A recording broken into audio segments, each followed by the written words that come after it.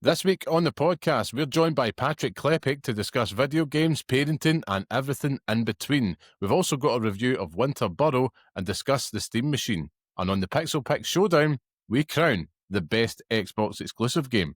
All this and more on a very special Pixel Parents podcast.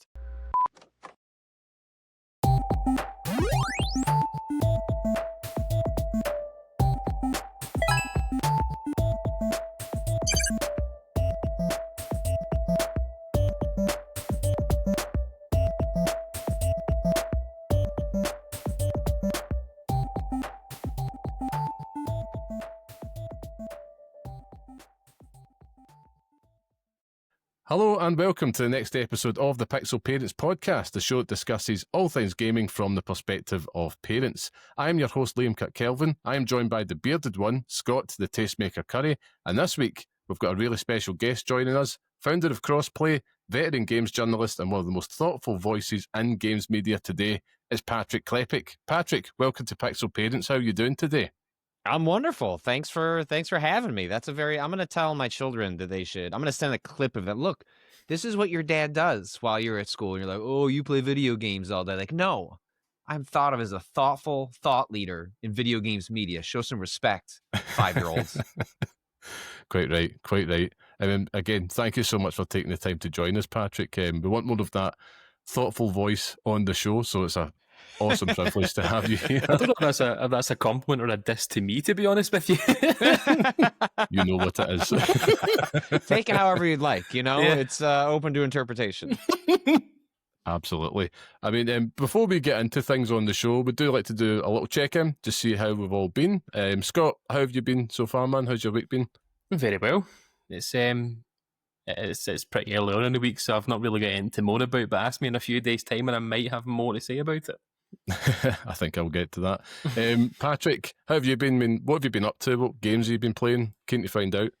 Well, yeah, I mentioned before we started recording that I just finished a 6-day sprint with being a solo dad. I'm sure, we've all been there on the mom and dad side where my wife is out of town for a number of days for some travel. And so I made it through school, made it through the weekend. Still managed to watch sports on Sunday with neighbors, keeping the kids occupied. And amidst all that, I still managed to play a decent amount of games. In the last week, personally, I got obsessed and have played all the episodes of Dispatch, the superhero sort of like Telltale style adventure game. And alongside that, my 9-year-old has gotten pretty far down the Fortnite rabbit hole. Thanks to K-pop Demon Hunters, and then assisted by the recent Simpsons Battle Pass that's been happening over there.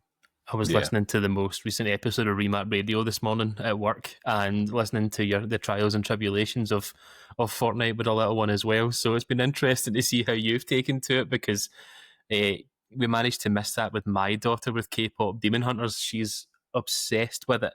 And yeah, Fortnite is like, oh no, you can't see that yet. Like, oh.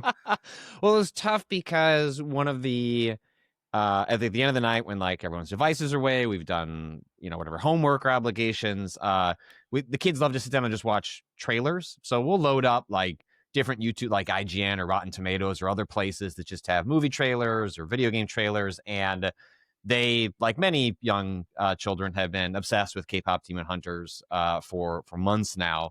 Thankfully, that soundtrack is as good as it is, because so I would have lost it otherwise. But I'm really into pop music, so actually it was just like a good pop album, and like that was fine if I have to listen to it every other day.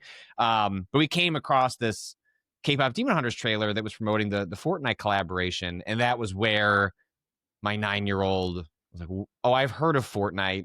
Mostly she knows it because of the dances. Like, the boys like on the playground, like doing various sort of emote dances. But I didn't have any personal sort of like reason that she couldn't try it. Like, I totally get if like 9 would be too young for a lot of other parents. Were like, hey, a game involving a gun, we're trying to hold off on that.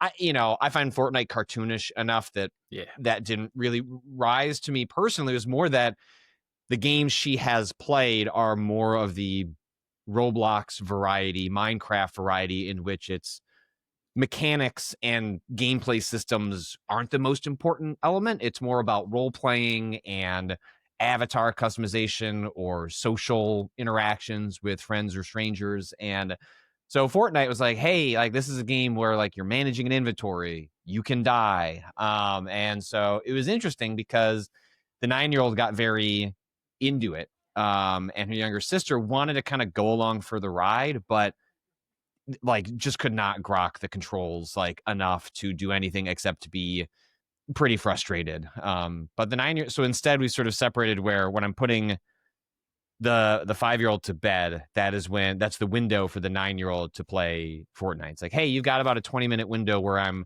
finishing up things with your sister. Go play as much, battle royale. And then, usually that's when she has to read, but it's like, do your reading earlier, then you can do Fortnite, so she's kind of navigated all that while also trying to figure out honestly, me trying to figure out the Fortnite UI. What does the Battle Pass get you? Well, it turns out if you pay $10 for the Simpsons Battle Pass, that doesn't get you the Lisa skin. So I guess I have to purchase that separately or grind it out. I'm not sure. So we're figuring it out together as a family, and I spend some money irresponsibly just trying to understand what I'm even spending the money on. Yeah. Sounds like the Fortnite experience, to be honest with you, doesn't it, Liam? Yeah. I mean, my son, he's 5, and he has just started to take notice of Fortnite, and the Simpsons collaboration is kind of luring me in. Scott, you've dabbled. I've still yet to do it. It's on the Switch too. It's waiting, but again, I'm just petrified of these microtransactions that I will fall victim to because I'm weak. Well, and that's it. We had what I was chatting about on Remap Radio was, they, alongside the Simpsons collaboration, they've introduced this thing called sidekicks, which are these little like tiny little dogs. There'll be I'm sure lots of other animals. I'm sure this will be part of all the collaborations going forward, but like right now it's this kind of pudgy little yellow dog as part of this new sidekicks category, and it's included, I think, with the Simpsons Battle Pass, but you only get to customize the sidekick once. And there's not that many options. It's not like, here's a way to make this uniquely yours. There's like 7 or 8 variations of this little dog. And at the end of the customization process, it says, by the way, this is permanent. Like you can't customize it again. In a video game where the entire pitch is customizing things, buying new things to customize, whether that is an emote or how your character appears in the game. And so my daughter read that and said, wait, I don't get to, so if I don't like how it looks in the game and I don't get to do it again. I'm like, no. She's like, that doesn't seem fair. I'm like, look, the point I was making on Remap Radio was like, if a 9-year-old can figure out that you've gone too far in your monetization, then maybe you've gone too far in your monetization. Like the 9-year-old's like, I think that is a ripoff, Dad. I'm not sure about that one. I'm like, yeah, I think you might be right, kiddo. Because at least with Fortnite, generally speaking, even though I don't have a ton of personal experience with it, all my friends that are deep in the ecosystems, like, yes, there's lots of things that will trip you up and entice you to purchase things. But like the art's really well done. Like, like it feels like a good value relative to other experiences. And then it just becomes a question of how much do you want to spend? But like what you do spend you tend to get something back that's pretty good and like pretty well done. So it's rare that Fortnite feels like a ripoff. It's more that how much do you want to spend in the FOMO sort of ecosystem of things that come and go, whereas the sidekicks feel very much like they are rising to, hey, this feels like you're now trying to see how far you can push this before you frustrate audiences. And if a 9-year-old is clocking it, then maybe the rest of the Fortnite audience has a point when they're upset about it. True.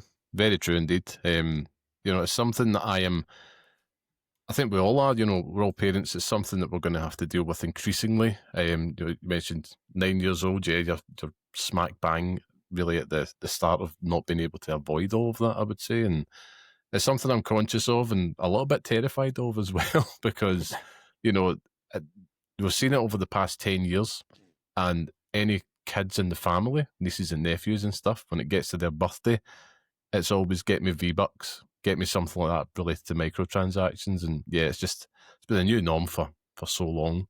But I'm not looking forward to that with my son because he's too much like his dad. But yeah, Patrick, we've got lots of questions we want to kind of talk to you about. Sure. Just ask you, get your input on. But before we do, we want to get some housekeeping out the road, if that's cool. So yeah, for those listening, This is the Pixel Parents Podcast, the weekly podcast by parents who game for those who do the same, where each week we discuss all things gaming whilst raising little ones. Now, every Friday, you can listen and see your old dads talk video games on YouTube, Spotify, and Apple Podcasts. So please subscribe to us on YouTube if you're not there already, so you don't miss our mugs. And if you want to be part of the podcast, come say hello, share your thoughts with us at pixelparents.bsky.social on Blue Sky, or write to us at pixelparentspodcast@gmail.com. And if you want to support the show, join our free Patreon so you don't miss an episode, chat with the community and get bonus shows all free at patreon.com/pixelparents. If you're not there, leave a wee 5-star review on your podcast platform of choice. Whatever you do, it really helps us out. And of course, thank you to everybody that joins us each and every week. Now, Patrick, we're going to be shaking things up this week, so we're going to be kicking things off with our main topic, which is, of course, as us in conversation with yourself. Spoiler alert. So yeah, Patrick, for anybody, let's kick things off. Anybody listening who might not be familiar with your work or yourself, could you give us just a quick rundown of your journey through games media and what you're working on just now?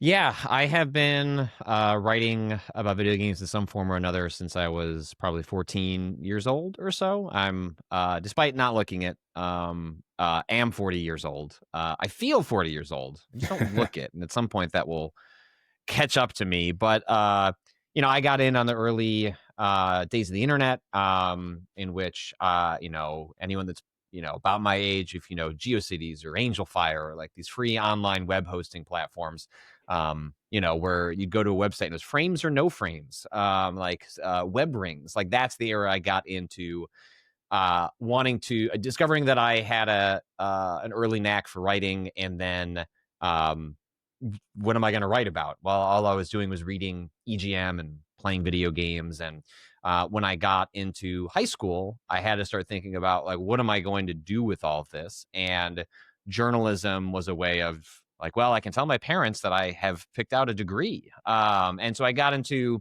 reporting, news analysis, and that's kind of the path that I picked, and has been very successful for me in the, I guess now inching towards 30 years that I've been involved writing and reporting about video games.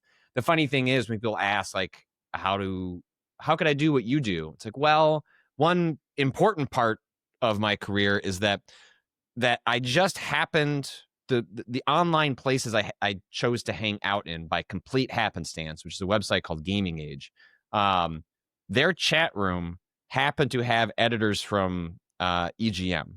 EGM just happened to be 25 minutes from where I grew up. And so I befriended at an extremely young age some of the most important sort of voices in video games, and then was able to become friends with them and go hang out with them. So when people ask, like, how do I do it? It's like, you just need to you just need to pick a random chat room on the internet that has some of the most important voices in video games, and then also live near them by coincidence, so that they can offer you jobs when you're in college. So that's not necessarily a repeatable sort of ladder for people, but that is part of my weird origin story. And so, yeah, I've been a reporter, and then, many people, I have more transitioned into podcasting and streaming. And importantly, the reason we're chatting today was that I increasingly found, that I was, I have a 9-year-old, two daughters, 9-year-old and 5-year-old. And I increasingly was thinking about, as they were getting older, their interactions with technology, their interactions with video games. And when I would do a Google search for, like, how are people handling this? I just wouldn't find anything that was all that satisfactory. And so I thought, well, maybe there's a world where I could fill that, what I saw as a void. I saw a lot of people talking about screen time, but, like, who's doing reporting on the parental controls of Roblox and things like that? I just didn't see a lot of that. And so I started a newsletter 2 years ago now called Crossplay, which you can sign up for at crossplay.news, in which it's me doing reporting on, hey, here's what was added to the parental controls in Roblox or Fortnite, alongside, something I'll publish this week, which is like, why is my 9-year-old correctly identifying monetization issues in Fortnite? So it's sort of observations, reporting about sort of being a modern parent in which you're probably well versed in technology and video games, and your kids are, and how do you sort of handle the questions that come along with that as they continue to get older? Awesome, man. Awesome. That's yeah. But much respect to you for doing that. I think we totally echo that sentiment. There's not a lot of space in there. But yeah, I'll shut up now and let Scott ask the first question. Dear me. So yeah, you've obviously spoken about your 30 years in the industry already, and you've had a front row seat to see how the games industry has evolved. But how has becoming a parent changed how you experience games personally and professionally? Yeah, it's interesting because video games are an extension of probably something that comes up with a lot of parents in technology, which is like, all right, well, we've hit our limit for the day on screens, and then I'll be playing a video game. Like, well, why are you still? I thought we're done with screens. Like, well, this is Dad's job. Like, oh, Dad's job is to play video games. I'm like, okay, yeah, but like, don't say it in that tone of voice. And so, with video games, I spend a lot of my day thinking about video games, talking about video games. It's how, I pay my bills. And so I was not all that interested up front in like, the first thing I want to do when my kids are born is think about when are they also going to play video games? Because frankly, I kind of liked for a while when the day job was over, I didn't have to think about video games while I was being a parent. And plus, like, I wanted my kids to kind of find their own interests, and that will enrich my life as well. Well, the thing is, I think we all grew up through this transition where games became pop culture, part of a lot of people's everyday lives, but we experienced that transition. For our kids, they come into a world where video games are just everywhere. They're normal. It's not a nerd activity. It is just something that people do, but also they don't think of them as a discrete, growing up, like you would rent a video game that was on a disc or a cartridge and you put it in a thing. Now it's all sort of an app or in a thing like Roblox. It's video games within video games within video games. And so, my kids play video games all the time, but I don't know that they necessarily think of it as they're playing video games. And so where that has been a very interesting evolution to watch, like what they consider a video game, what their relationship with video games are as they've gotten older, how they prioritize social video games over like it feels good to jump around a space, because it does not feel good to jump in Roblox. It feels awful to jump in Roblox. And yet that's where my daughters have learned navigating a 3D space, like is how they, my 9-year-old is now old enough that when she played, I forget what it was, but she played some game on an analog stick and realized, oh, you can be so precise with this, because she'd just gotten so used to the imprecision of digital sticks on an iPad in something like Roblox. And so I guess separate from that, just as a parent, my own experience with the games is a very common one, right? Like I have less time. I can pick one RPG a year that I can find time to play 80 hours of.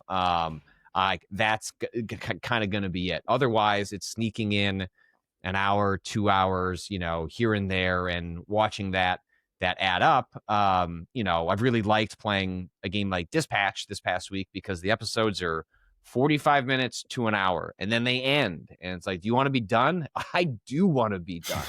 Not that I didn't enjoy it, but it's just nice to have a release where it's like, you finished an episode, like you accomplished something in the time you had tonight. Congratulations. So, it's like a lot of parents. Like I have fewer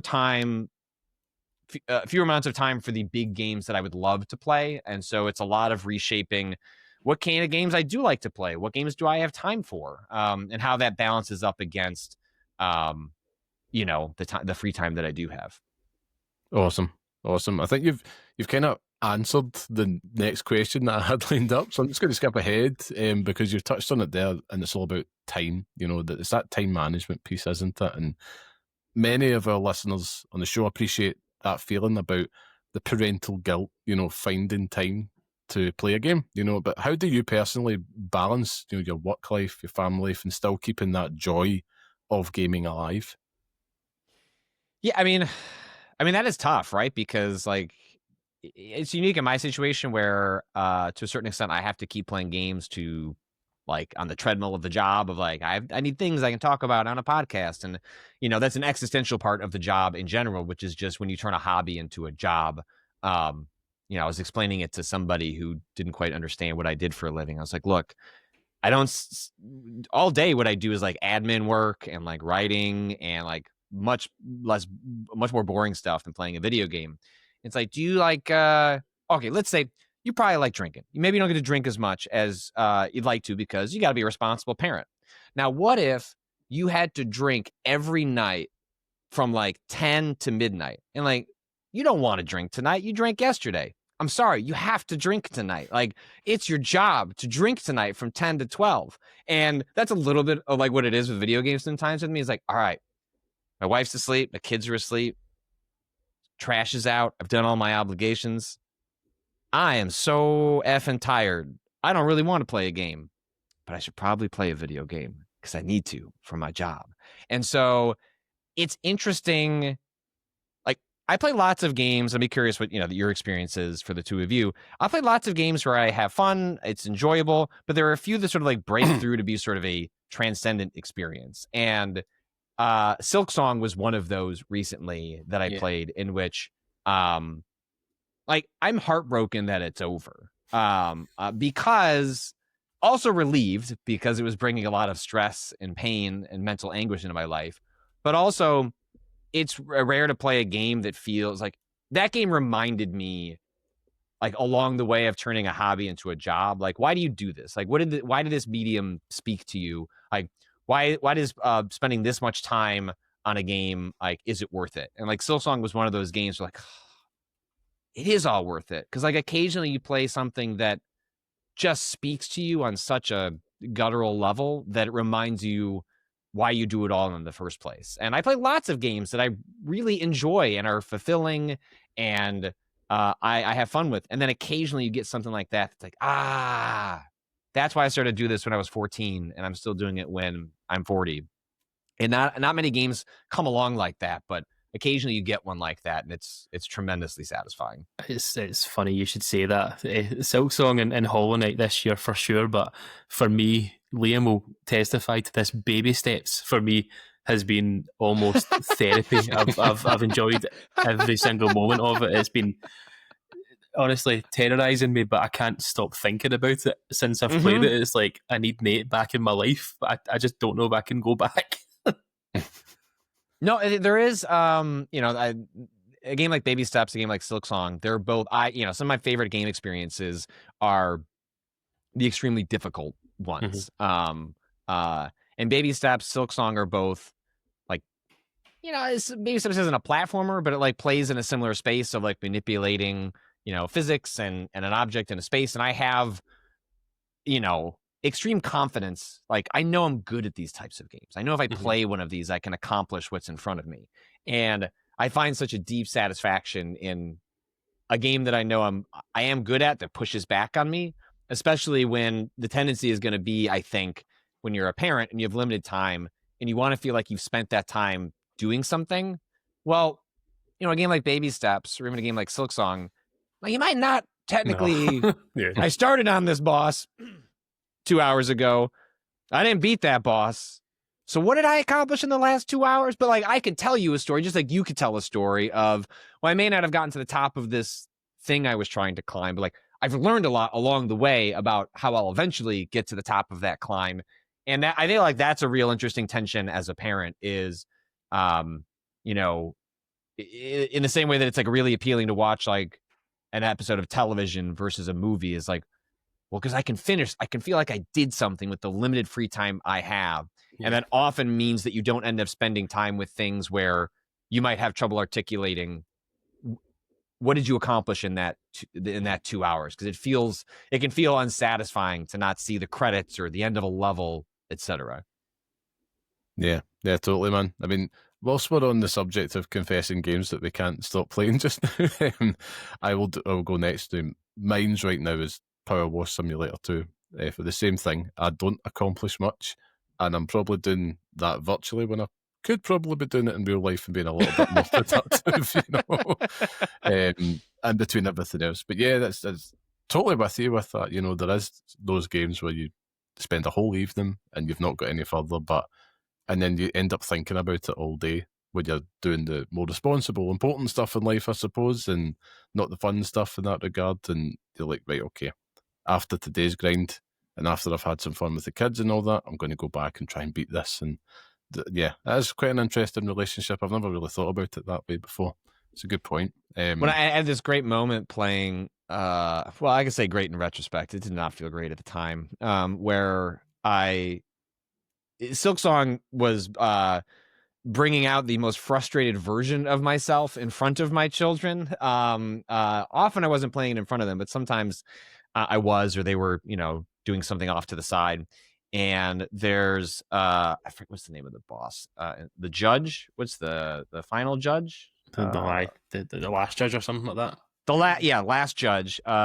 This really challenging boss that's kind of a real skill check in the game. About 15-ish hours in, and I quote beat the boss. Like mild mechanical spoilers for a moment in Silksong if you want to skip past, but the last judge has this moment where you beat it, and then it's a boss that has like explosions attached to it, and if you beat it and are standing next to it, there's one more explosion that goes off, and they give you ample warning to get out of the way.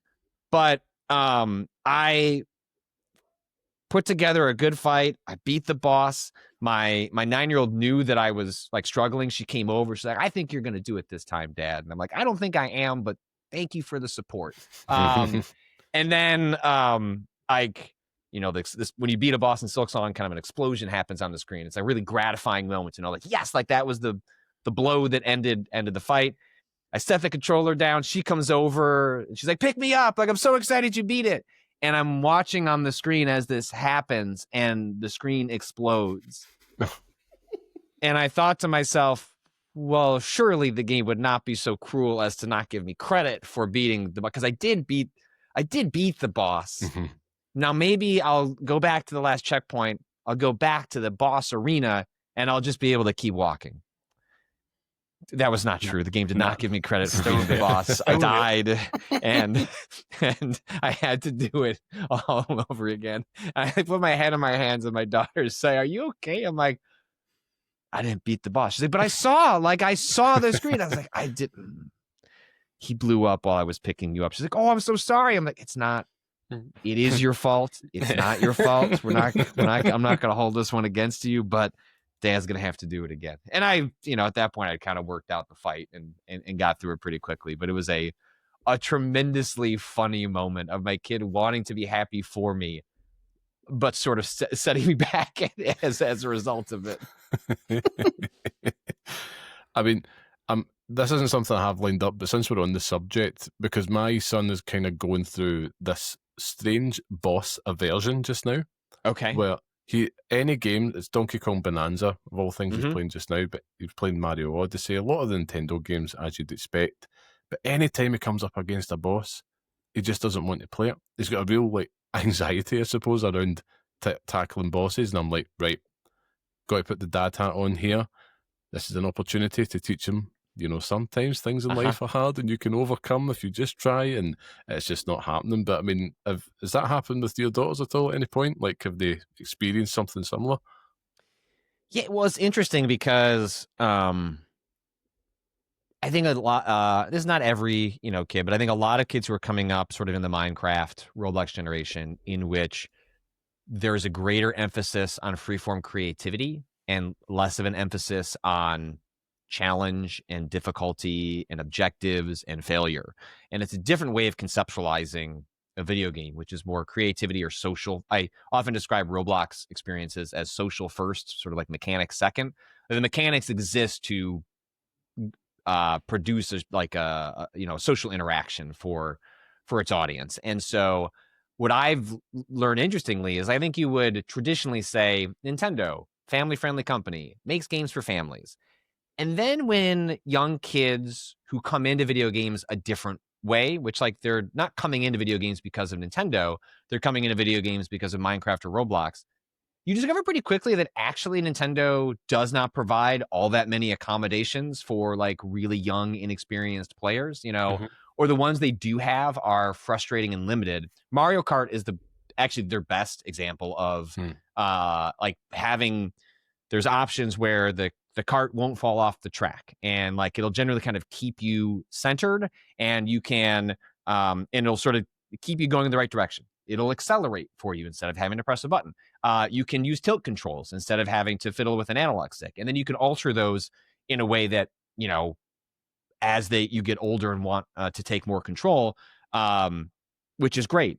That stuff is not universal across all of Nintendo games, right? So when Super Mario Brothers Wonder came out, I was really excited. It's like, oh, this is like a multiplayer-centric Mario game. We could play as the whole family. And, my wife doesn't play a ton of video games, but she's competent enough with a controller. My nine, I guess when this came out, my Wonder was a couple years ago. So, let's say I've got a 7-year-old and she's competent enough with the controller to get a character from left to right. At that point, my 5-year-old was 3 and she is not. Like, she just wants to participate. But she's not young enough to like trick her. Like, you're playing. And no, you're not. Like, just like she knows if like she can hit a button and know that a character will jump. Well, 2 young girls, who do you think they want to play as? They want to play as the princesses in this game. Problem 1, in Mario Kart, 2 people can be Princess Peach. Super Mario Brothers Wonder, two people cannot. I had to convince my 3-year-old, you love Rosalina. You love Rosalina. You're so excited for Rosalina, so that we could not have a fight when the older sister picked Princess Peach. Got over that. And then the other thing was, if you want to be able to be like, basically, like, you can't die, like you'll be rescued out of every pit, you'll keep moving forward, you have to be Nabbit, who is this like little rodent character who nobody wants to be Nabbit. No kid is like going to their Halloween party at school and going like, who I want to dress up as this year, Mom? Nabbit. What a cool, popular character from the Nintendo Cinematic Universe. Nabbit. And it's like a punishment. It's like, oh, you're not good at video games? Like, you don't know how to jump? Well, you could be Nabbit. And that's frustrating because it feels like the game is... I don't think Nintendo's doing this on purpose, but I think it shows a lack of understanding of where a lot of younger audiences are coming from and what mechanics or skills they may be bringing into video games. I think it makes some assumptions about like, well, these young kids are just following into video games the same way they did when kids were doing this 30 years ago. It's like, that's just not true. And so what I have found is my kids often hit roadblocks with challenge, frustration, just traditional sort of game over, like things that we would consider, this is what video games are. This is, a teachable moment to like learn, this is what you do in a video game. And for my kids, what they get out of video games is different. It's not necessarily the same stuff that I get out of video games. And maybe that palette will expand. And I've watched it with my 9-year-old, has expanded naturally as they've gotten older. But that like appreciation or wanting to engage with challenge, that came much later. In the beginning, it was like, why can't I just turn this stuff off? Like in Minecraft, she doesn't play survival mode. She does now, but she started in creative mode because she's like, I don't want to chop wood. Give me all the wood so I can make a house. I'm like, that's a pretty, I get it. And so that's kind of been the interesting thing we've been navigating as my kids have interacted with what I would call more traditional video games, is a lack of accommodations or an understanding that I think a lot of younger audiences are coming in with an expectation that like, can I just turn off all the rules so I can just play it how I want? And a lot of games don't necessarily accommodate that. Yeah, true. I mean, actually, my son really wanted to play, Tony Hawk's Pro Skater 3 and 4 this summer, and it did have the ability just to activate all the cheats, as they called them, mods. Cheats as we know it. And it was used great to have that used to be standard when it's weird, like so many video games have like often a lot of cheat stuff in games would just be called accessibility now, right? It's like you know what I mean, like accommodations for how you want to play, and that stuff has been unless you play in PC, you can't mod a Switch game. You're just sort of left to whatever the developer has has included. But sorry, continue with your story about Tony No, Hawk. no, that was it. It's just, you know, I loved it for the fact that, okay, I'm going to avoid that feeling of frustration on his behalf, because Lord knows it's hard enough, me as a fully grown man, to, you know, get these combos going, but I'm like, it's hard enough for him just to ollie, you know, Right. like, but at least he Right. can go as Michelangelo and go about the water park and have a little bit of fun for 20 minutes or so, and that was him, puts it down, cool. And because of that, he's interested in skateboards. You know, that's where it's coming from. That's what's on the list to Santa this year, a skateboard, which is cool. You know, it's that little association, and it's all thanks to that one little tweak. If not, who knows, it probably wouldn't have happened. But yeah, because I think, you know, what I'm, you know, often, you know, some of the pushback I've gotten when I've talked to us, especially in regards to Nintendo, is like, what I'm not asking for is the game shouldn't have challenge. It's more, I think what you're describing is, with my kids, because of their relative inexperience or time spent with games that put challenge as the primary reason to play it, when they encounter an obstacle like that, they get frustrated much easier because they don't have a ton of experience with it.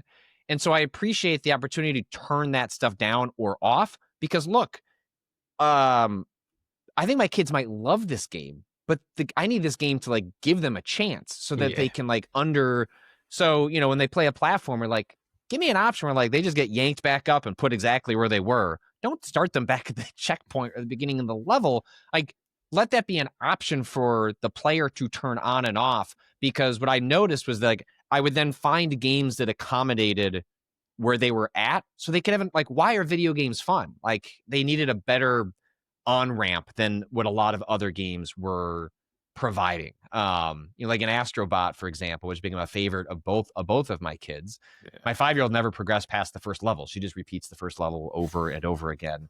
The 9-year-old went a little bit further than that. But like in Astrobot, this isn't in the game, but it is in on the PS5. You can have 2 controllers connected at once. So if she was having trouble with a jump, I could just grab my controller, do the jump for her. I could assume control and like, okay, most of this level isn't working for her, or is working for her, but this one sequence is not.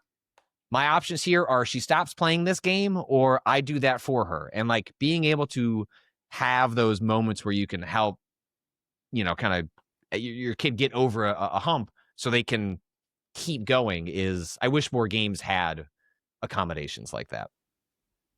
100%.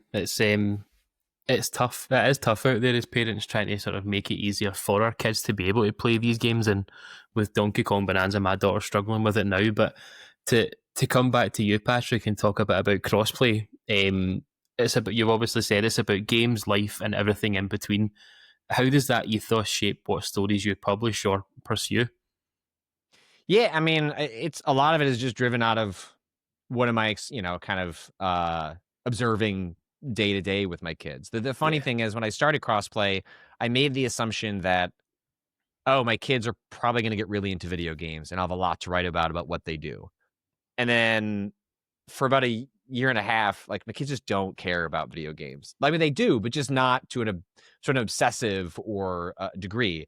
So it had me branching out into other topics. Now, as my kids are, you know, more enmeshed into Roblox and Fortnite, there's a real rich variety of things. It's a balance, because if you read Crossplay, I don't use either of my kids' names. Mm-hmm. You know, I refer to them by either their age or oldest or youngest, because my kids did not necessarily sign up to have their lives documented by their father on a paid newsletter. So I try to be accommodating to trying to pull out interesting observations about what they do and don't do, their highs and lows as kids and as players of games, while also understanding that that shouldn't be necessarily easily searchable by their peers at school. So a lot of it is building on what are my kids experiencing, which has got me like much deeper into things like Roblox, which I don't find particularly interesting, but also that is the most popular platform of video games for children in the world. And so even if, you know, what I always say at Crossplay is like, even if you say no to Roblox for your kids, which I think is an understandable position, I'm going to remain in that world and better understand it, because I think the vast majority of kids are going to be in that world. And so I want to be educated on, how you manage the parental controls so that you can make sure that your kid has closest to the ideal experience that you want on those places. So long story short, it's a lot of observing what my kids are doing and then trying to do a combination of sort of emotional responses to that as a parent, and then actually speaking with executives at Roblox and other places about why are you doing what you're doing, and trying to hold those companies accountable. That's awesome, man. I love that. It really is wonderful to have that space, particularly that's for gamer parents. All of us here, we all share that appreciation of gamer parents in the front of our mind because we are one. Do you think we're seeing a real cultural shift in how parent gamers are represented, both in games media but also the games themselves? Yeah, I mean, I think it's interesting. One of the what I've noticed over the 2 years of crossplay is, why is there so much anxiety amongst parents about their kids playing games and screen time? And part of it, I think, is because, yes, games are more complex. There's multiplayer, there's voice chat, there's a lot more stranger danger than there was when we were growing up. All that is true. And monetization, battle passes, like, it's just a more complicated space than it was before. It's also true that gamer parents just understand the space more than our parents did. Like, my parents didn't understand video games. They bought a cartridge or a disc, they handed it over to me, and that was a black box that they didn't understand what was going on there. I think there's a lot more anxiety amongst parents these days. It's like, oh, I use the screens too. I have anxieties about the screens. And then you sort of kind of project that onto your children in a way that, like, I understand the dangers of the things that you're using, thus I'm more anxious about it than I might be if I didn't understand what was going on there. And for our parents, they didn't understand what was going on there, so they're able to kind of release themselves of the anxiety because they don't understand what's happening. And there's pluses and minuses to all that, but I do think a lot of parents give themselves maybe undue anxiety or pressure because they're also participatory in the games and the platforms that their children are engaging with. But to your point about sort of like more representation, I think that's happening more often. I think you're getting, I'm not alone in like being someone who's like writing and observing being a parent. I think part of what is maybe unique to me is that I'm writing about it. Whereas if you do any searches online on TikTok or Instagram, lots of folks are, talking about this, on those platforms and video. I think what's sort of unique to what I'm doing is writing about it. And then also what's unique, I think, and I try to resist this, is like a lot of the stuff that you'll see about like parents talking about their kids in games, they involve their kids. Like, I'm streaming with my child and things like that. And I really resist. My oldest needs to get older before that. She's asked, like, could we, like, I know you are on YouTube, could we do a YouTube video together? It's like, you can't. I don't think a 9-year-old can reasonably consent to what that means. So I try really hard to not. I use my children to report on their experiences, and there's a fine line between like leveraging that and exploiting that. And that's kind of a constant process with my work, is figuring out what is the difference between those two things. Yeah, it's good that it's considered as well, though, to be honest with you, because it's something that you do have to take into consideration. We're very mindful of not mentioning, we talk about our kids, but as you say, not by name, just talk about them, and what they're up to, and that's really all we would want to do here. So it's cool that it is a consideration for you as well, which is awesome. Yeah, it's funny because when my wife was also in some ways my like business partner, because she manages a lot of the finances of the stuff that I run, and she's also in marketing, and she'll constantly be like, I know you don't want to do this, but like the fastest way you could like chart up on things is like to involve the kids. I was like, I know, but that's like that's my red line. And like I'll run into this where trying to get access to, like, let's say, like I've done a lot of reporting and like stuff at like theme parks and things like that.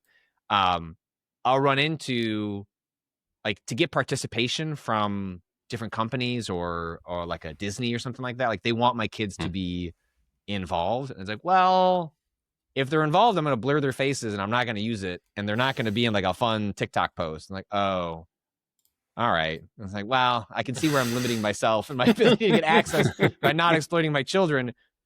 But I don't like that. That's the reason I would get access to things. So it's a weird world out there for sure. Yeah, I mean, you're bang on. We've kind of come up against a different problem, but kind of similar.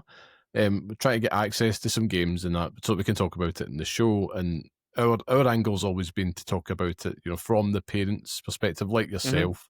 But we find that we want it to be, it's a safe space. Like, this is the thing you do when all those responsibilities are out the road.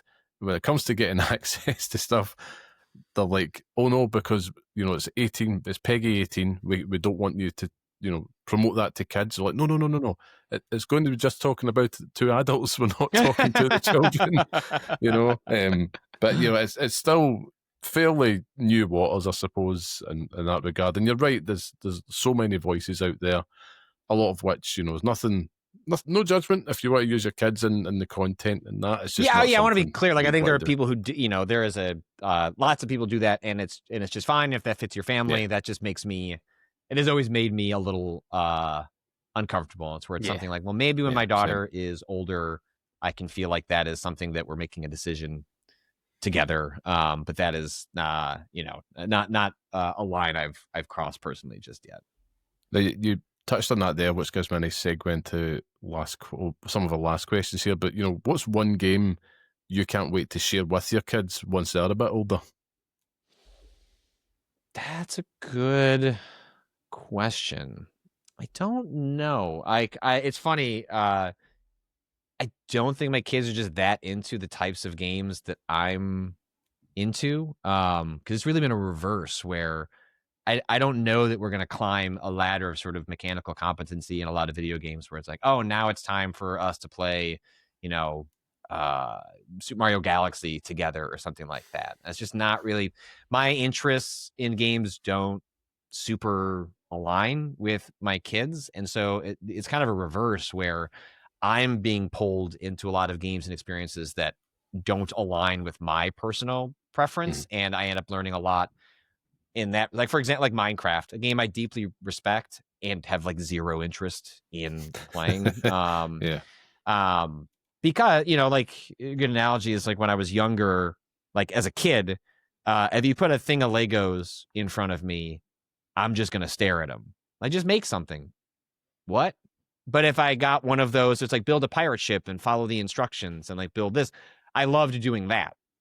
So Minecraft never made any sense to me because it's like, just build whatever you want. Yeah, but build what? And when my daughters got into Minecraft, they're like, I need you to go over here and build like a pink house. I'm like, aye, Captain. I'm on it. It created a structure and sort of an objective for me to follow and gave me a better appreciation for what is interesting about Minecraft, but also kind of solved the game for me, which is like, I'm given an option to do anything, I'll do nothing. But then when I'm given a task by my kids, like that is like really fun and exciting and unlocks the game for me. Similarly with like Fortnite, like a game I have a great respect for, but is not really my like cup of tea. But I'm finding like a lot more interesting things about it now that I'm, running it with my 9-year-old. So it's kind of a flip. Like, I don't know that there's really a game that I'm excited to introduce to my kids. What's been really fun is the games they've been introducing to me, because it is just clear their interests are on a different axis than mine. And so it ends up pulling me in a different direction than games I would otherwise spend time with. It's cool. It's cool. It's playing games differently as well with your little ones. Like Stardew Valley. I played Stardew Valley for 200 hours before my daughter was born, and then when she came along and we started playing it together, it's like taking time just to enjoy moments in that game. It was amazing. But the last thing, Patrick, last question for you here is, if you could give a piece of advice to any new parent trying to keep their loves for games alive, what would it be? Not an easy one. I guess one thing I would say is, like, you'll notice it's a different time. Like, your relationship with games is about to fundamentally change, and it's okay to just sort of let it go. Like, I think like if you are a hardcore game player, you've been that your whole life, you're going to feel a sense of FOMO of like, oh, I can feel myself falling. Like I can't keep up with the games like I used to. Finishing a 40-hour game was something I could do in 2 weeks. And now that is a 2 months, like at best. I think try to come to terms with, or start to like realize that your relationship with games is going to fundamentally change. And that can be like really anxiety inducing, but it can also mean like you try different types of games, or like learning to just like release yourself from like the FOMO, the treadmill of like having to keep up with, I want to be able to make sure I played all the game of the years by the end of the year. So I listen to my podcasts and I know what all they're talking about and yada, yada. I think releasing yourself of that and embracing having a different relationship with video games is like the best thing you can do, because it's going to happen regardless. Like, Yeah, I think sort of coming to terms with that early and learning to embrace that is, I think, part of the process. And so I think that is probably the best piece of advice, is just know that it's going to change, but also it's going to change and then it'll change again, right? Like, so as my kids get older, the amount of time I can spend with games, the kinds of games I can play, like it, ironically, as you're, you might stress over what you can or can't play as kids dominate your life, especially in those early years. And then there's a bit of sadness as they get older and you regain some of that free time because they themselves have their own interests and things they want to do. And so it's like, well, weirdly, like, you're going to be real sad when you can just play all those video games all over again, because it means like your children are older and like more full-formed human beings and don't want to spend as much time with you. Not in a negative way where like, I'm not implying necessarily that means they don't want to spend time with you, but like they have their own interests and hobbies and things to do. And suddenly, oh, I guess I can play more video games. Oh, that's sad. Like now I miss like my kids smothering me with the amount of time they had. So I think embrace like the change, because it'll all loop back around. Like you'll regain that over time. And I think embrace the change that comes with parenting and the change that comes with the kinds of games you might play. I think you'll appreciate the faster you come to terms with it. Awesome. Very well said, Patrick. And yeah, it's been absolutely amazing just having you on the show. I could listen to you talk all day, to be quite frank. Well, thank you. That's very kind of you. Amazing insights. My dog's just come in. It's a bit of a tradition on this show. You can hear him drink water in the background. It's kind of like a little time check, I suppose. But yeah, Patrick, just thank you so much for joining us today. Like I said, it's been an absolute privilege and honour. I felt you've blazed a trail for what we are trying to do on this show as well, which is just following that footsteps, just talking about being a gamer parent. So thank you for that. And thank you. Yeah, before we wrap up, what's the best place for our listeners to follow you and get involved with your work? Yeah, I'm, you just, at Patrick Klepek on Blue Sky, on the other cursed social platforms as well that I use less. But if you want to chat with me, Blue Sky is your best opportunity. I just talking about video games from like a non-parent perspective, that's over at Remap Radio. You can sign up and support that at remapradio.com. And then Crossplay, which is my parenting and gaming newsletter, which runs the spectrum of how to talk to your children about the fact that Donald Trump was just reelected president and my country is sliding into fascism, to also like what are these new controls that are in Roblox? Like, how does that help my kid and what they want to do? How do I turn off chat in this game? Stuff like that is explored also over at Crossplay, and you can sign up for that over at crossplay.news. Awesome. Brilliant. We'll make sure that those links are in the show notes as well. But thank you again, Patrick. Like I said, it's been a massive honour. You are welcome here anytime, sir. Would love to catch up again, hear everything about what you've been up to, what you're working on down the road. And to everybody listening, we'll be right back after this short message. Hello there. Pixel Parents just got an upgrade. We've launched a free Patreon packed with bonus shows, deep dives, and one-off specials. No tiers, no fees, just more Pixel Parents for anyone who joins. Every other month we drop the patch notes, our bonus show where we really geek out and dive deep into the world of gaming. Then it's Pixel Parents Presents, special one-off celebrating geek and hobby culture, kicking things off with Pixel Pinfalls, a wrestling special. Join for free at patreon.com/pixelparents. No paywall, just extra chaos, nostalgia, and good vibes. That's patreon.com/Pixel Parents. And back to the show. And we are back. Scott, that was fantastic, wasn't it? Great having Patrick in the show. I was rare, aye. We were just joking about it. And of course we had to change after that because it was so exciting and we sweat through our clothes so much. Yeah. Through the magic of technology, we picked things up a little bit later. But it was great, to be fair. I could have happily have had Patrick on this show for hours. But it's a busy man, so we do have to cut these slots short where we can. But, like we says, hopefully we'll get him back in the show sometime soon because, again, just a really lovely and fascinating dude. So, yeah, great to have him on the show. That's the word. Fascinating and, what's the word? Fascinating and, not educated. He knows what he's talking about. It's really interesting talking to someone who knows their onions. Aye, it's class. We pretend to know what we're talking about for the most part, and you know what you're talking about. Let's actually I pretend to know what I'm talking about, but actually speaking to someone who's been there, done that, and continues to do that successfully. It's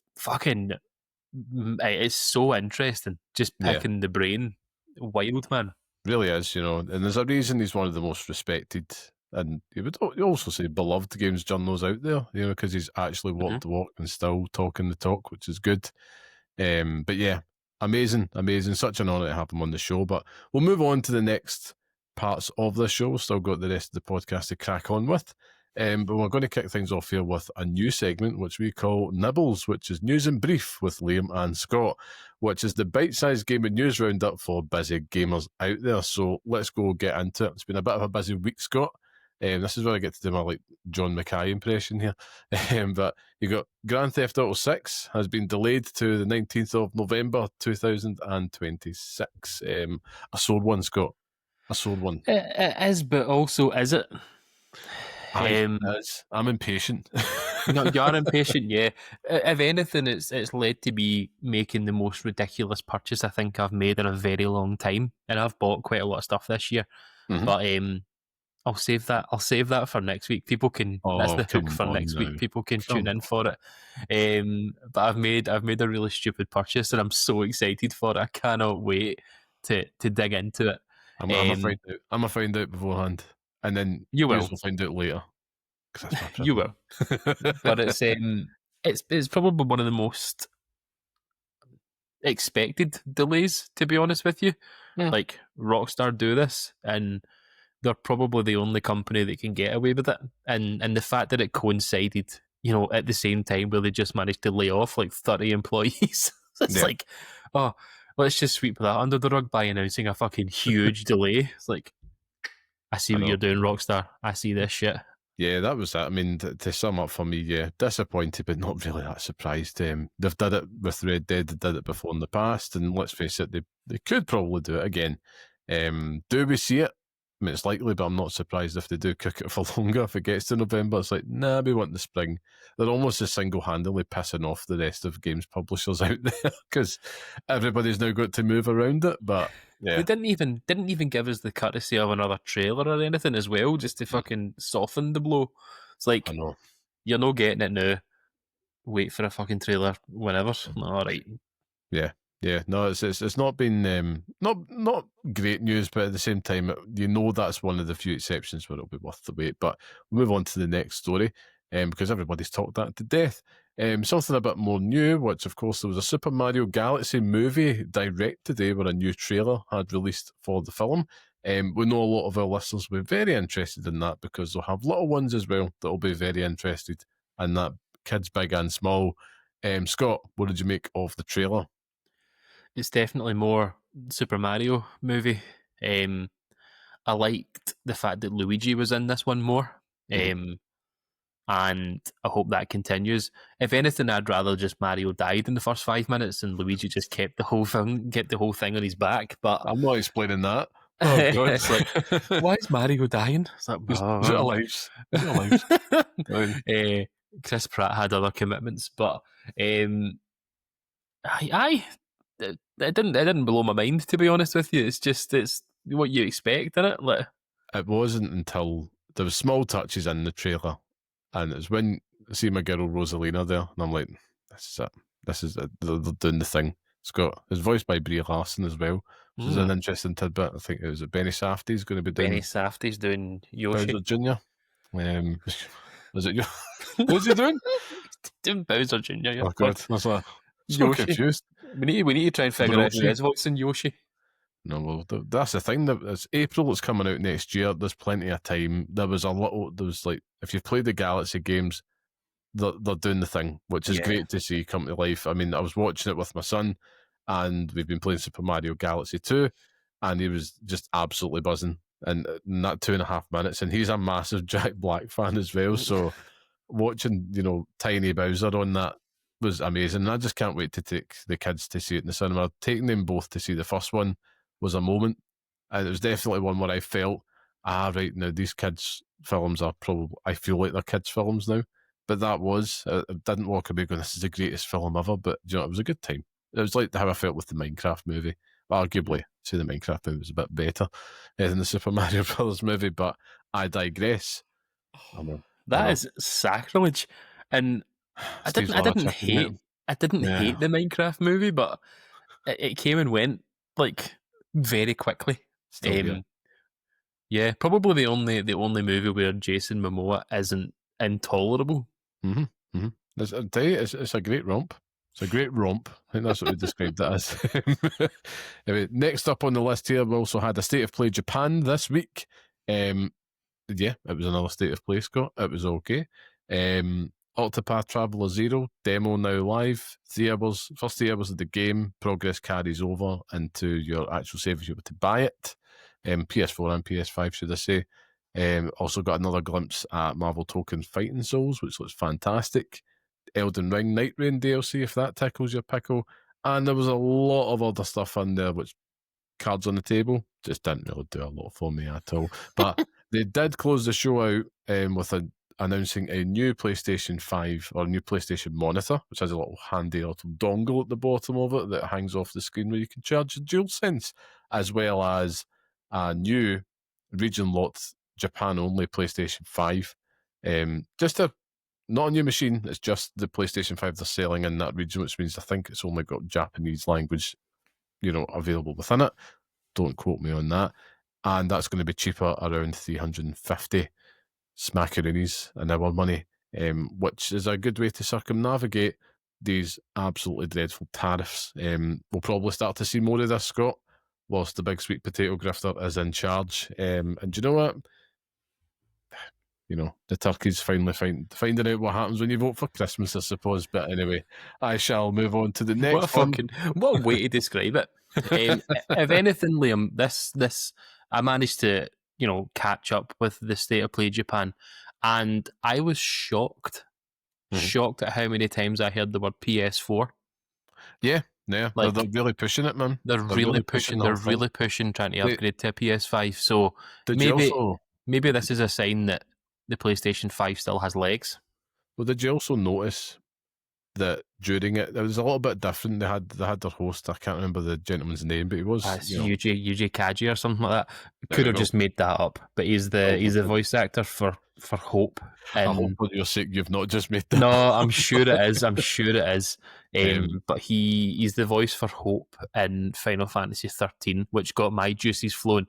He's also in Attack on Titan and My Hero Academia and stuff as well. Try to pretend that I know what I'm fucking talking about, but I don't. Seasoned pro. But do you know what? He was good. It was a refreshing take on this. To be honest with you, it was a nice aside for a State of Play, and I think that this conversational tone and letting the people do, I'm on about it, having longer gameplay snippets, but conversations with developers that I just don't need.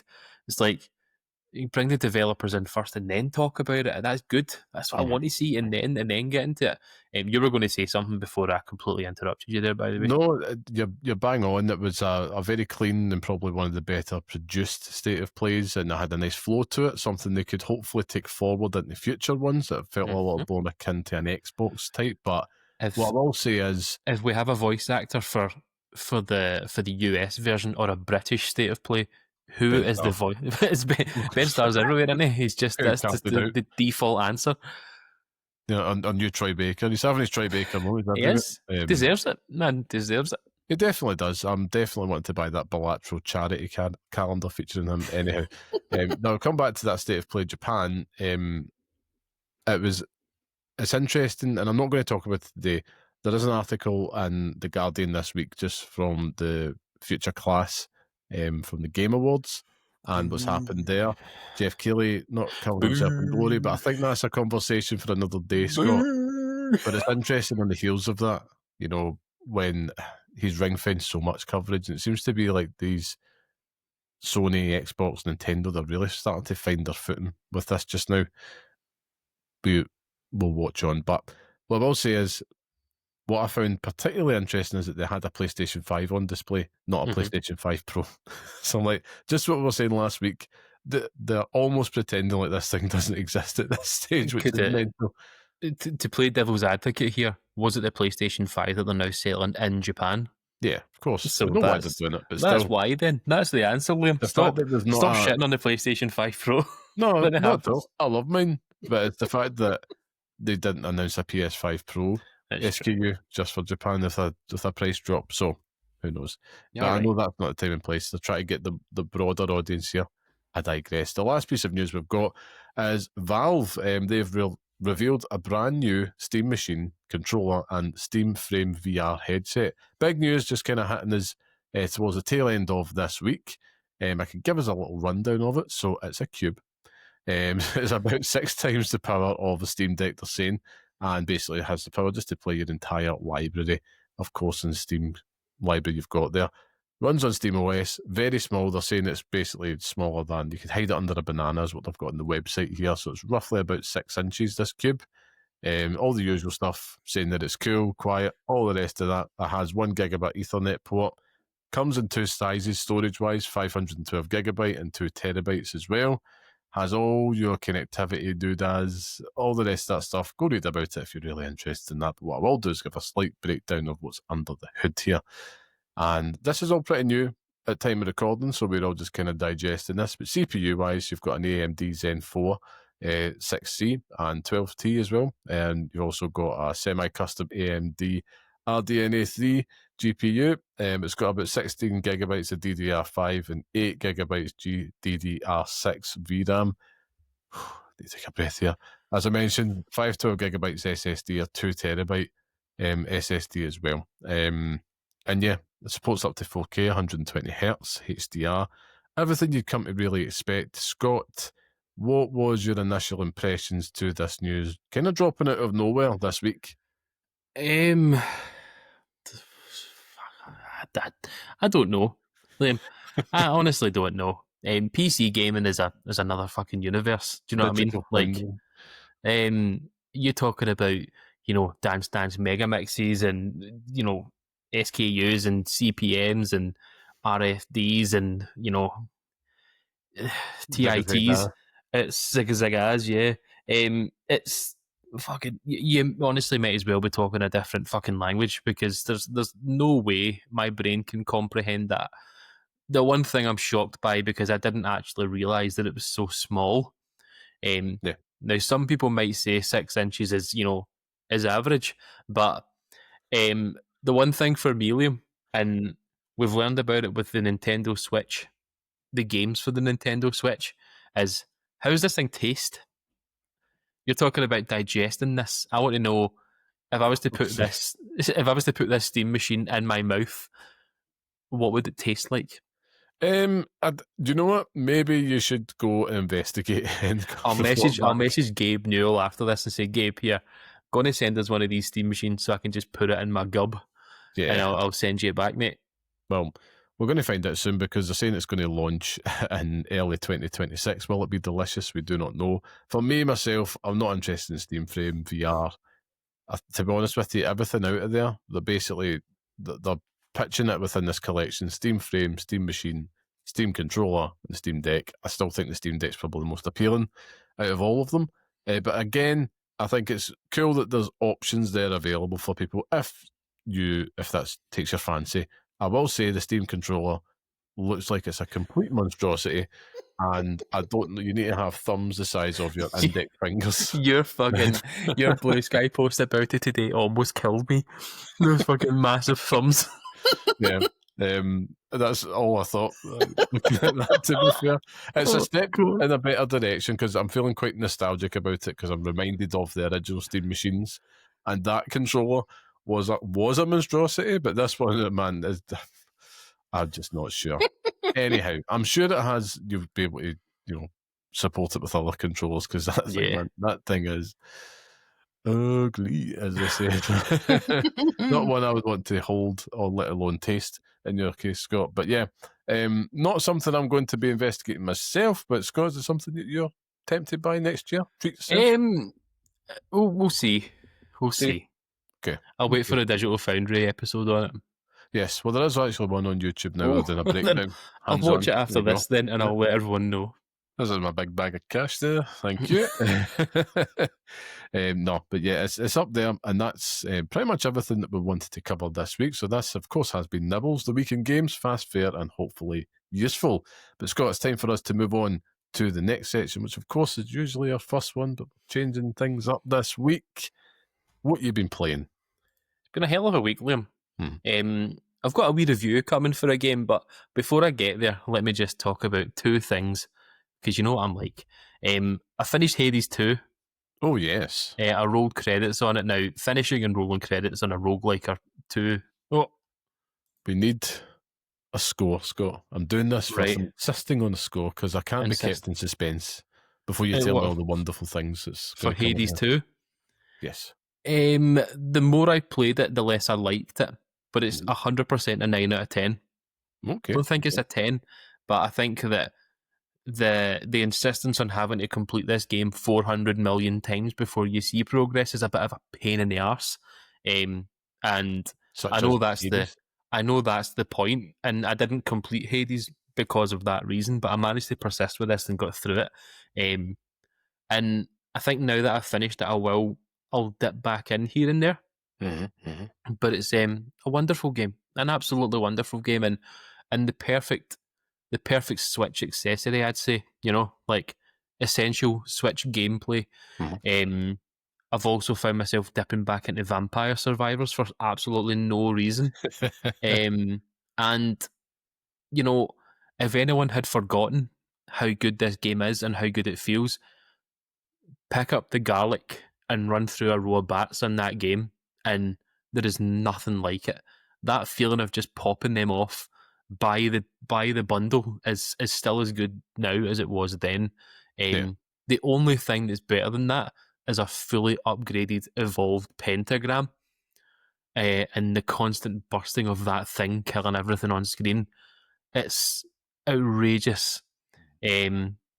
Last one before I get to my review, though. Final Fantasy Tactics: The NIBLS Chronicles. All Switch games this week, Liam. Who'd have thought? Yeah. The Final Fantasy Tactics: The NIBLS Chronicles. I am persisting with this game, and every single time I want to make progress, it's like, see, instead of doing that, Scott, go and grind a wee bit more. Just go and grind a wee bit more, because who wants progress? There's a famous cheese strat where you can just cheese this chocobo grinding pattern thing, where you basically surround one of them and hit them, and they can cure themselves and cure you. So it's basically just forever giving you experience points and job points. Phenomenal, man, and it's done a lot for me. I've unlocked a lot of the jobs and managed to make my way through it. But I finally hit chapter 3 on that the other night, and we'll get there with it. But this brings me on to my review, Liam. Yeah. So we were kindly gifted a review for a game called Winter Burrow. Winter Burrow is a cosy survival game. which is what everyone calls it. Even the developers call it that. So in my notes here, it mixes cozy and survival gameplay with an incredible illustrated art style and a lovely package, an amalgamation of all three. Developed by Pine Creek Games and published by Noodle Cake. It is, if I had to explain this in one sentence, Liam, it's Wind in the Willows meets survival. I couldn't think of another survival game, but it's a survival game cross Wind of the Willows, and I think that I'll love it for it. It's phenomenal, man. Like even just looking at the box art for it, you're just like you know exactly what you're getting with it. Yeah. Because it looks almost exactly the same. Basically, you play as a wee mouse who he returns home after his parents have passed away, goes and meets his auntie, and she takes them back to the family home where you get to this hollowed out tree stump that is basically just run down, in need of repair, and that's your job. You know, you're repairing this house, and that's how the game starts. Within 10 minutes, you're chopping wood, smashing up rocks, digging up resources like any survival game. You're creating materials to build furniture, to kit the place out. So the first thing I asked you to do is find the materials to make a bed. You make yourself this rickety old bed, and that's your hub. Every single time you have to recover, you go back there. You've got a workbench, you've got like a stove top on the one side of it, and you've got a chair in the middle, a big armchair right in the middle of it, opposite a fireplace, and you can knit things in the game, and it's fucking brilliant, man. You're knitting clothes in an hour or so. Do you know what I mean? To brave the storm. And the storm is a huge part of it, and that's basically what plays into the whole survival aspects of it. But before we get there, in your travels in this game, you are meeting other woodland creatures as you go through, and this is what plays into this whole Wind in the Willows type thing. You're meeting loads of other characters that they have their own stories, their own issues within this world, and you're helping them resolve them. It might be that you have to find them certain items so they can build certain things, or you're finding brews to make tea. There's loads of different things. It's all daft wee collectible stuff, but it's just you're doing it to get those tidbits of story. And when those stories culminate, you get this really awesome. It's like a PS2 Mortal Kombat ending where it's like a hand drawn animated bit, but it basically just shows you this still image and it shows you what's happening. It's great. It just kind of gives you like a wee breakdown of that story. And some of them are really heartfelt. Like I wasn't expecting it, Liam, but some of them were like, oh, there was genuinely a moment, and it's a totally massive spoiler in it, so I'm not going to say what it is, but there was this moment in it where I stood for about 5 minutes just looking at this one thing, like, that's fucking sad. Like, so sad. Yeah. Just the image of it, like pure, but you know, it's not all cozy stuff and building things. It's obviously a survival game as well, and I would say that, you know, it absolutely nails the survival elements of it. It's you're constantly on edge. That, you know, I spoke about the elements, so there's like winter time, so there's constant snowstorms, there's constant fog. You're basically having to make sure that you don't freeze out there. So you have like a little bar down the bottom left hand side of the screen, and it's got a health bar, it's got a food gauge, so like a hunger gauge, it's got a warmth gauge, so that goes down, you're starting to get cold, and the screen starts to freeze from the outside in. So like you start to see it sort of create like ice effects as you go through, and you start to not be able to see quite as much. Very cool. It's really interesting, and it's got a stamina gauge as well, so you can sprint for like a minute, no, probably not a minute, probably like 10 seconds, and then you have to slow down, sprint again, slow down. And that plays into things like how you're chopping down wood, or you're attacking enemies, where you have to really be careful about how many attacks you do, because you might get caught out and you might, you know, lose a bit of health, and you have to use some of your resources and stuff that you've made to build that back up. And it's this constant push-pull between, you have to plan ahead for what you're doing. Probably not enough, I would say, though. It's it kind of toes this line where it wants to be this cozy simulation game where you are kitting out this house and creating this wee place to live with this survival aspect of it. Then it doesn't really do both well.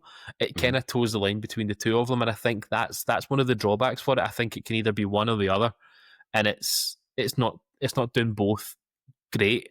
Yeah. I'd say the survival aspects of it are completely, they are head and shoulders above the cozy parts of it. And I think that, see, if it stuck with the survival elements of it, kept the same story, same narrative, but less about, you know, building things in the house and, you know, collecting resources to build furniture in the house.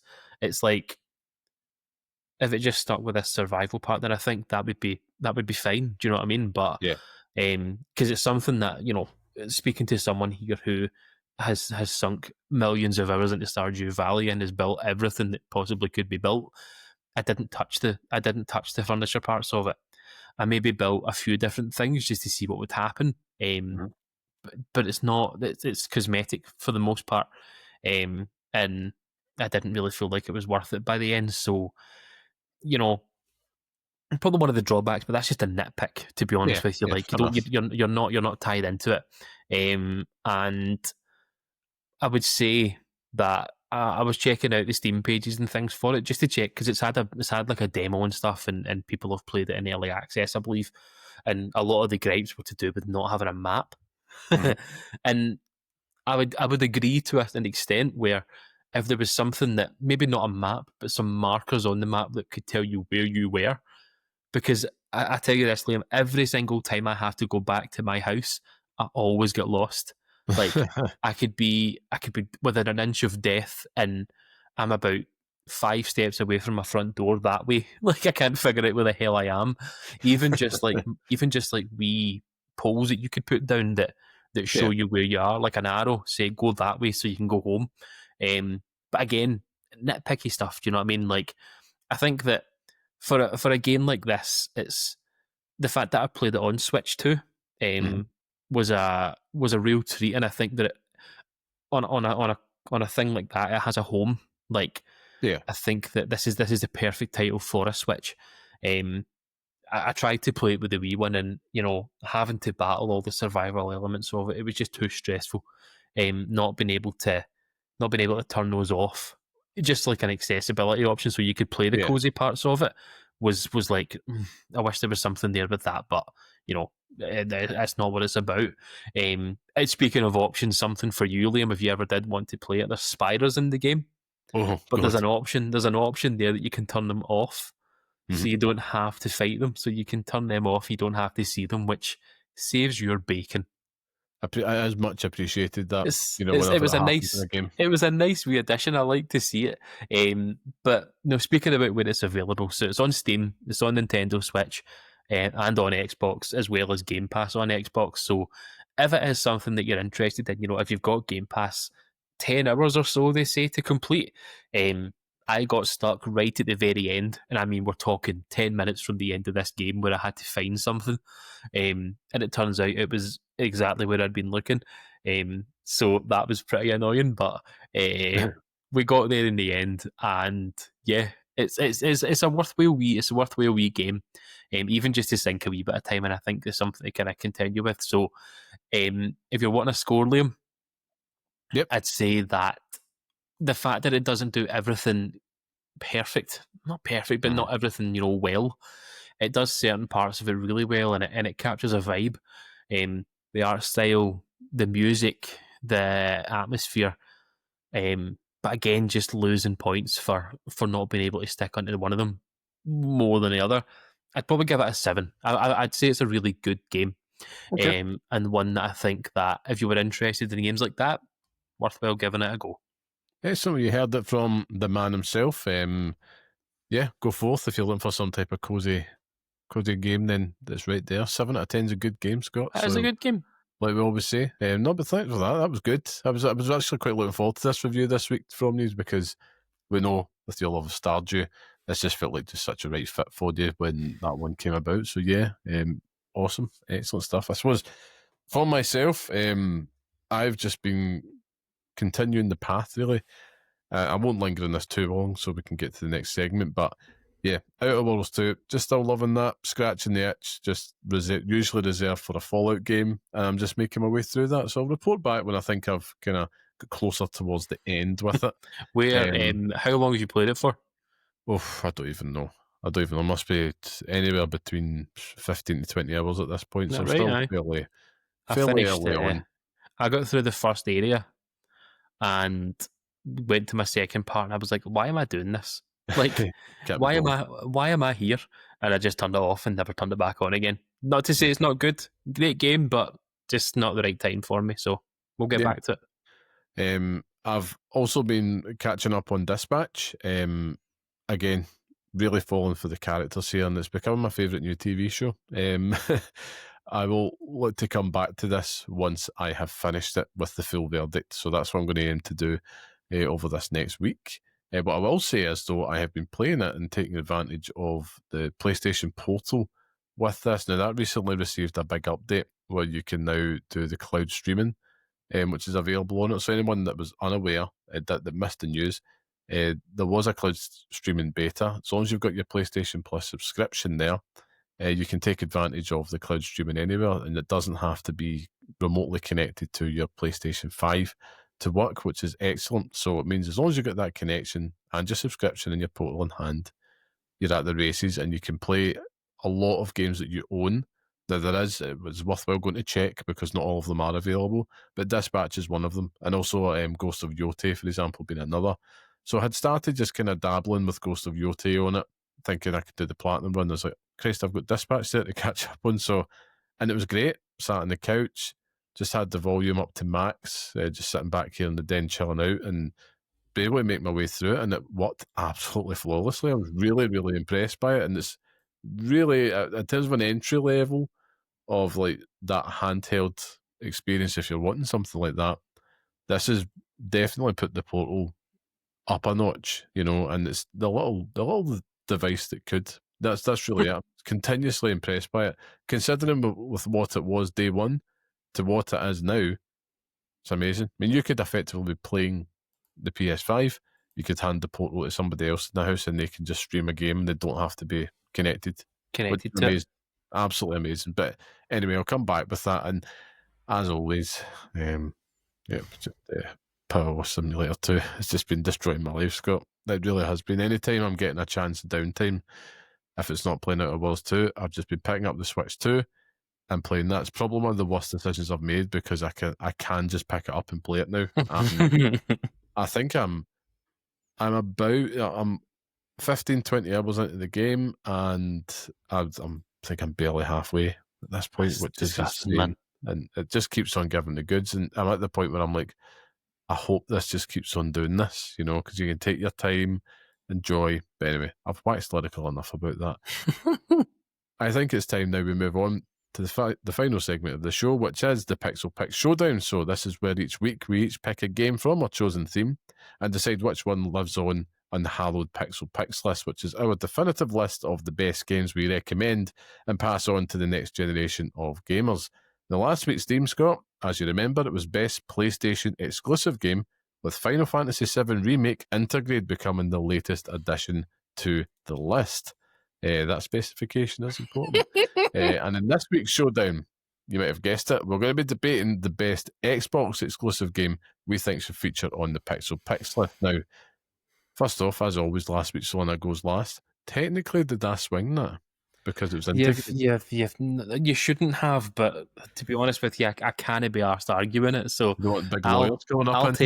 I'll take the L on this, simply because with it being Xbox, we absolutely know that you're winning it this week. So if anything, no, there's no well about this, Liam.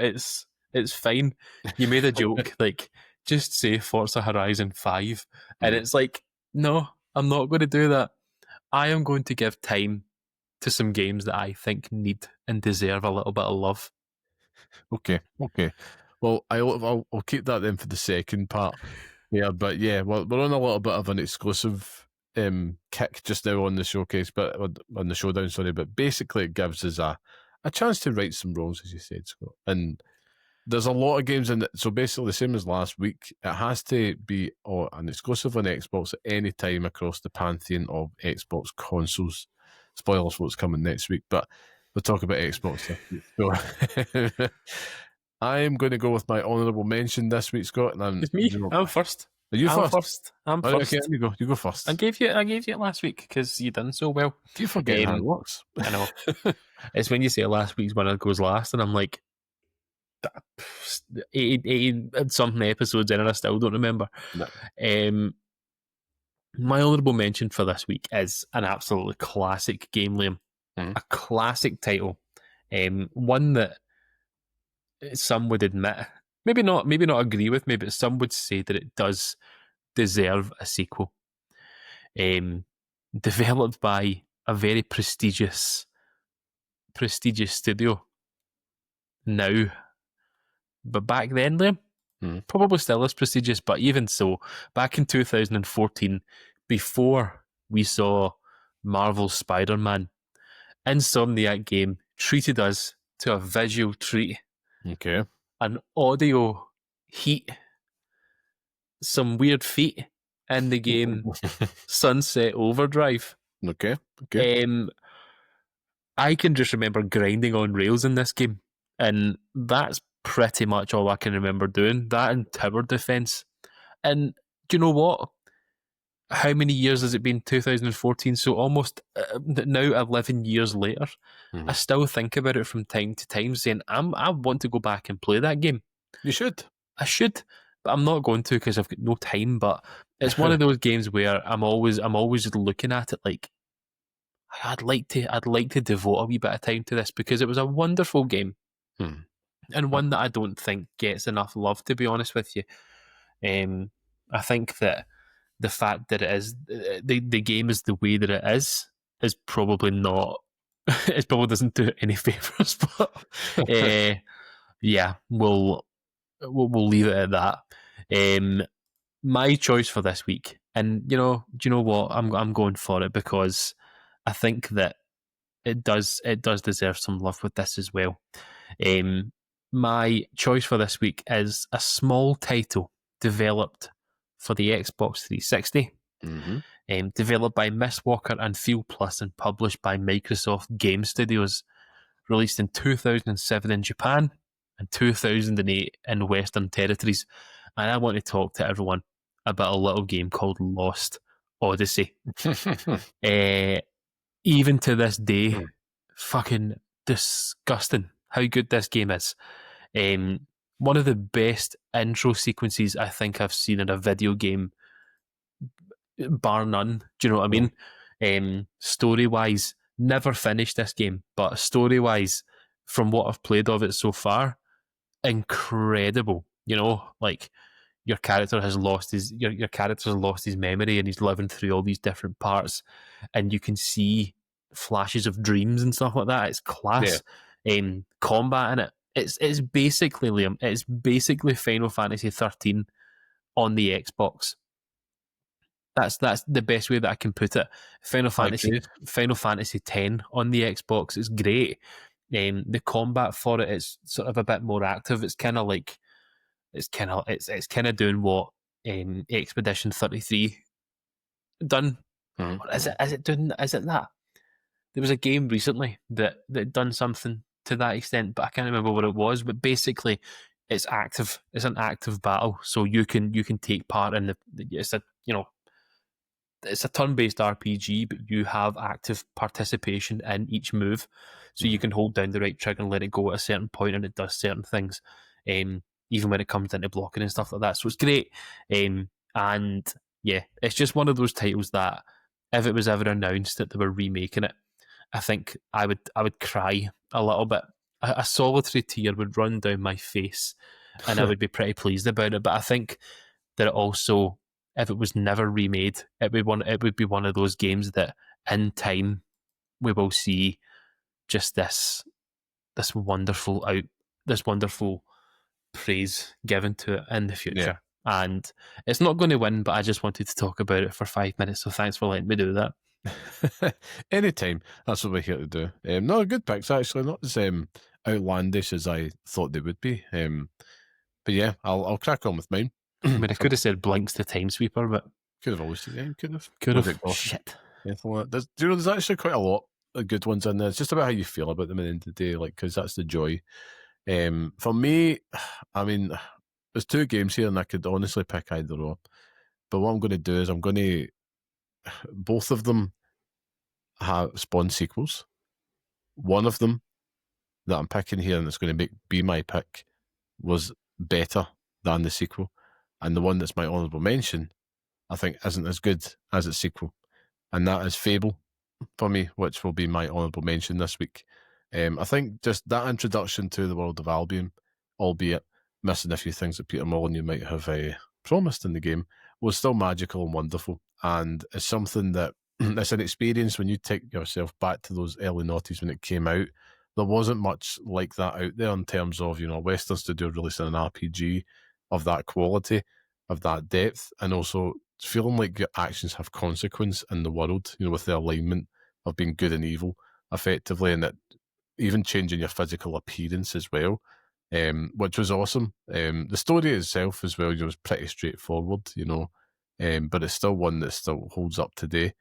I still prefer Fable 2 to this one, just because I felt like it was just a little bit more cooked. However, that one ran, so this one can walk. I am now tired. That runs through this walk. That runs through this walk. Oh, I'm done in. But my pick this week, keep it short and sweet, will be Crackdown. Because this game, if you were to just sub in my head like a game that has no right, just tell me a game that you could describe as it has no right. It's Crackdown. It's Crackdown. A game that I had bought just to get the Halo 3 demo, and it ended up just being an absolute, incredible experience. One that I recently played through since the advent of this show, and still enjoyable to this day. It's simple, but it's addictive, and it's incredibly Moorish. It's like just collecting those wee chips in the sky and stuff like that. Yeah, you're right. If it has no right, if that was a word in the dictionary, this would be right beside it. Yeah, and it's like, the world feels a bit empty. It's a bit goofy at times, but that feeling of yourself becoming more and more powerful, going up against increasing odds, and also the fact, we'll look at like a Breath of the Wild, right? Mm-hmm. It's like you can go take on Ganondorf as soon as you want. And it's like, but also it's Ganon, but you can also do that in Crackdown. You can just go take on the main guy straight away. You'll get your ass handed to you, but the whole point in incentivizing is to go around each one of these, gangs and areas of the map in order is to weaken that, and it was so fantastic. It's man. So good. simple setup, executed fantastically well. And it has to be my pick because it's still just a blast to play to this day. But that's my pick, Scott. So I'm happy to go with Crackdown, to be honest with you, because it's one that we've both played. I believe played together. I believe at some point. Yeah, it did. And a wonderful time. So I'll totally agree with you. Whilst you're giving it to the list, I'll show everyone what I bought today, right? I'll show everyone. I'll go and get it so I can show everyone. But you rhyme off and I'll go and show, right? Okay. Well, I will. People will be left with me. Hi there. This is the little segment of the show within the show, and it's just talking with Liam, talking about our day. What I'm doing right now is I'm checking to see if I've not actually already named Crackdown on this list, because just as Scott was giving me the one, I didn't realise it was not on there already. But I've checked here, VAR check, we're all clear. And now back to the show. Scott, what have you got? So we've been talking a lot about Rockstar recently, and I have felt the need to go back, Liam. Oh, he's gone back. He's gone back indeed. I felt I had such urges to go back and play it. And today I was just sitting looking on deals online, and I saw it, and I was like, do you know what? Let's fucking go for it, man. And for our audio listeners, he has... Oh, so I. Red Dead Redemption for the PlayStation 4. OG. Which contains the classic stories of Red Dead Redemption and Undead Nightmare. Would you believe me, Liam, that I have never finished Red Dead Redemption? Really? It's also PS4 Pro enhanced. Good grief, man! You're in for a treat. Oh man, what a story! I look forward to hearing your thoughts. I look forward to hearing your thoughts. It's a game that I've played through a few times in my life and enjoyed it thoroughly each time. I will say you're doing the right thing. My most recent last year, remember on the show, I did a replay of Red Dead Redemption 2 just because I took the notion, and then immediately afterwards I thought, right, I'll do the canonical run and it will go into the events of Red Dead Redemption. Nah, it's like the gameplay improvements. They're two very different games, but yeah, I look forward to hearing more about it, man. Maybe if we can contend with the multiplayer stuff, maybe we'll go for a platinum on this one as well. Ooh. Well, he won't he? We'll have to find out in a future episode. But that does, of course, bring us to the end of this week's podcast. So thank you once again for joining us. And remember to support small independent games media out there. So if you like what you hear and enjoy the podcast, please share on social media. Tell your friends about us or leave us a wee 5-star review. Whatever you do, it does help out and make a massive difference. And please remember to go join our free Patreon community at patreon.com/Pixel Parents to support the show. Now it's test time, Scott. Where can people find you online if they want to hear about your exploits in the Wild West? I will be available on Blue Sky at lamaman.bsky.social. Yeah, I'll be there. Or B Square, bruh. It is. Like the Jacksons. And as for me, I will be there on Blue Sky as well at carmelite.bsky.social. Where you can find me just, shooting the breeze, just talking about those video games as we do. And a thank you to our producer. Oh, sorry, just to interrupt you, right? But do you know what always annoyed me? Mm-hmm. I know we're trying to finish this episode, right? But fuck you. See in Pulp Fiction, where Uma Thurman says, "Don't be a," and she's always saying, "Don't be a square." Yeah. She draws a fucking rectangle. I know. Fucking Quentin Tarantino, absolutely terrible director. Pure shite. Oh, Jesus, right. They're coming for you now. I better save you. But again, as I was saying, thank you to our producer and music man, very talented, handsome, wonderful Mr. Sean Murray. Please go show him all the love. Check out his work. I'm very tired. He's on Instagram at barehandsdesigns and barehandsdesigns.com. And of course, you can listen to the next episode on all major podcast platforms and follow us on Blue Sky at pixelparents.bsky.social. Of course, write to us at pixelparentspodcast@gmail.com. Wherever you are, like, share, subscribe, do the damn thing, play the games. But until next time, stay safe, stay sane. Thanks for listening. Goodbye.